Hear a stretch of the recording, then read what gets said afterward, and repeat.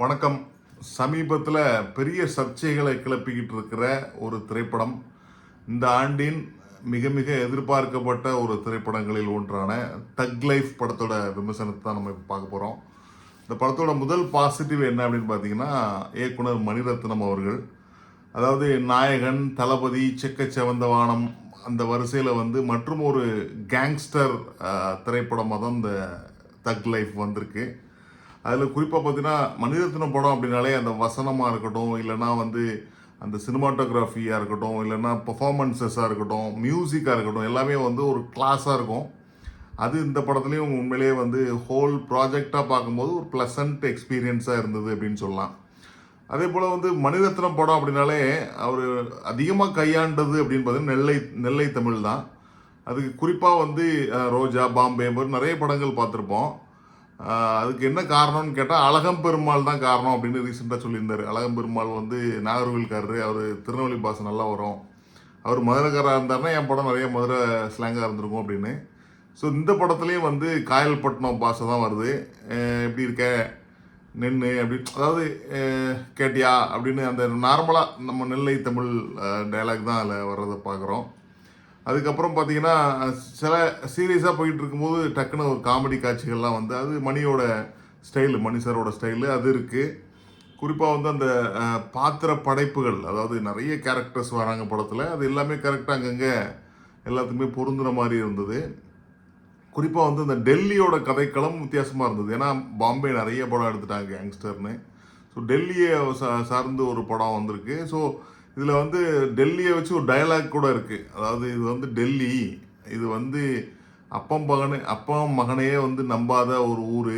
ஏன்னா முகலாயர் காலத்திலேருந்து அப்படி தான் அந்த ஆட்சி அதிகாரத்துக்காண்டி இந்த ஊர் என்னன்னாலும் பண்ணும் அப்படிங்கிற அந்த டயலாக்லாம் வந்து நல்லா இருந்தது. அதே போல் சிம்புக்கும் அவங்க தங்கையாக வர்றவங்களுக்கும் உள்ள அந்த எமோஷ்னல் பாண்டிங் வந்து ஃபஸ்ட்டில் ஆரம்பித்து லாஸ்ட்டில் அதை முடித்த விதம் ரொம்ப பாராட்டுக்குரியதாக இருந்தது. ஸோ அடுத்த பாசிட்டிவ் வந்து பார்த்திங்கன்னா, உலகநாயகன் கமல்ஹாசன் அவர்கள் இப்போ விண்வெளி நாயகன் ஆகிட்டார்.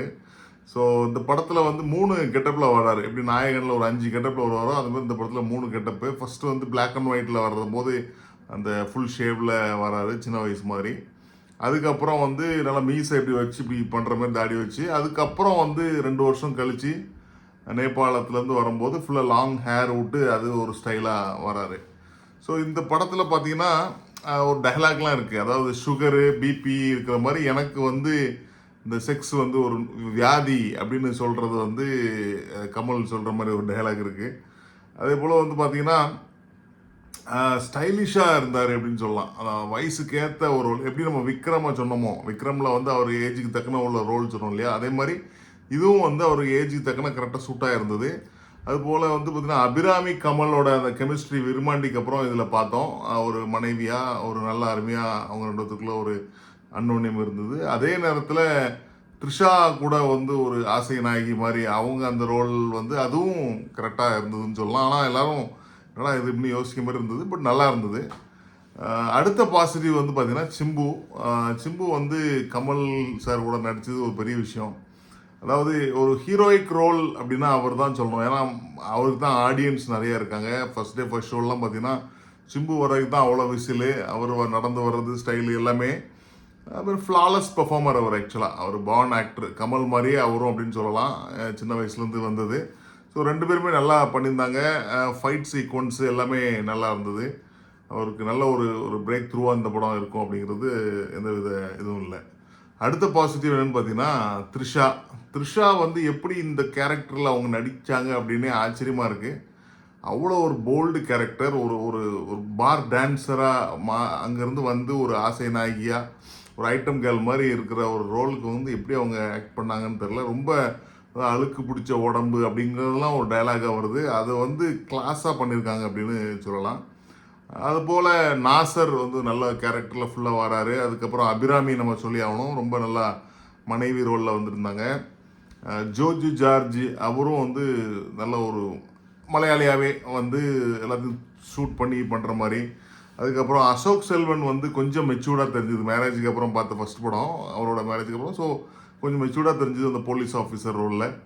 அதுக்கப்புறம் பார்த்தீங்கன்னா சஞ்சனாவாக இருக்கட்டும், இல்லை சின்னி ஜெயந்தா இருக்கட்டும், இல்லை வையாபுரி, அப்புறம் வடிவுக்கரசி அப்படின்னு நிறைய நடிகர்கள் பட்டாளங்கள் அதில் இருக்குது. அடுத்த பாசிட்டிவ் இசை. இசை வந்து ஏஆர் ரஹ்மான் வழக்கம் போல் அவர் பாடல்கள் வந்து கொஞ்சம் கொஞ்சமாக பாயசமாக ஏறும் போதை. அதனால் இப்போ நல்லா பிடிக்க ஆரம்பிச்சிச்சு. அதுவும் சிங்கிச்சா அந்த பாட்டு பயங்கர ஹிட்டு ஏற்கனவே. அதுவும் பிக்சரைசேஷனும் ரொம்ப சூப்பராக இருந்தது. அஞ்சு வண்ண பூவே பாட்டு வந்து ரொம்ப அருமையாக இருந்தது. ஆனால் வந்து அது மறக்குமா நெஞ்சம் அதே மாதிரியே அந்த ஃப்ளோலேயே இருக்கிறது நம்ம தோணுது. அப்புறம் என்ன வேணும் எனக்கு அந்த பாட்டும் நல்லாவே ஒர்க் அவுட் ஆயிருந்துச்சு. அதுவும் குறிப்பாக பிஜிஎம் வந்து பயங்கரமாக ஒரு ஹாலிவுட் லெவலில் இருந்தது அப்படின்னு சொல்லணும். ரொம்ப சூப்பராக இருந்தது. சினிமாட்டோகிராஃபி கேட்கவே வேண்டாம். ரவி கே சந்திரன் வந்து அந்த ஒவ்வொரு லொக்கேஷனையும், அதாவது இனிஷியலாக டெல்லி வந்து ஃபுல்லாக அந்த ரெட் பேஸில் இருந்தது. அப்புறம் வந்து சிம்புவோட இன்ட்ரொடக்ஷன் சீனாக வரக்கூடிய அந்த ஜெய்சல்மர் அந்த தார் டெசர்ட்டாக இருக்கட்டும், இல்லைனா அந்த ஸ்னோ ஏரியாவாக இருக்கட்டும் நேபாளில், அதுக்கப்புறம் வந்து திருச்செந்தூருக்கு வந்து கடல் ப்ளஸ் க்ரீனரியாக இருக்கட்டும், எல்லாமே வந்து சூப்பராக கேமரா கேப்சர் பண்ணியிருந்தது. ஃபைட் சீக்வன்சஸ் எல்லாமே, அந்த சேசிங், அந்த ஷூட் சீக்வன்ஸ் எல்லாமே அருமையாக பண்ணியிருந்தாங்கன்னு சொல்லணும். குறிப்பாக வந்து அந்த படத்தை ஸ்டண்ட்டு நல்லா பண்ணியிருந்தாங்க.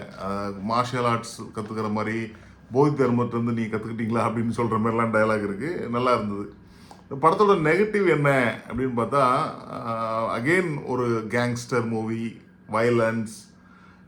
அது வந்து இந்த காலத்து இளைஞர்களுக்கு அது பிடிக்கி அப்படிங்கிறதுனால எல்லாருமே அதையே ஃபோக்கஸ் பண்ணுறது கொஞ்சம் இதாக இருந்தது. ஸ்டோரி என்னதான் அந்த கொஞ்சம் கொஞ்சம் எமோஷ்னல்லாம் வச்சா கூட ஸ்டோரியில் அப்படி, அதாவது என்ன படத்தில் டைம் பாஸுக்கு வரோம் போகிறோம் அவ்வளோதான். மற்றபடி வேறு பெரிய டேக்அவே மெசேஜ்லாம் இல்லை. இப்போது ராஜ்கமலோட முந்தின படம் அமரன் படம் வந்தது. அது அவ்வளோ பெரிய ஒரு மாற்றத்தை ஒரு இம்பேக்டை க்ரியேட் பண்ணுச்சு. அந்த படத்தை பார்த்து எத்தனை பேர் ஆர்மிக்கு போகணும்னு நினைப்பாங்க. ஸோ இந்த படத்தை பார்த்து எதுவும் பண்ணுவாங்களான்னா கண்டிப்பாக முடியாது. ஏன்னா இது வந்து ஜஸ்ட் ஒரு ஷூட்டிங், ஒரு கேங்ஸ்டர் மூவி, அவ்வளோதான்.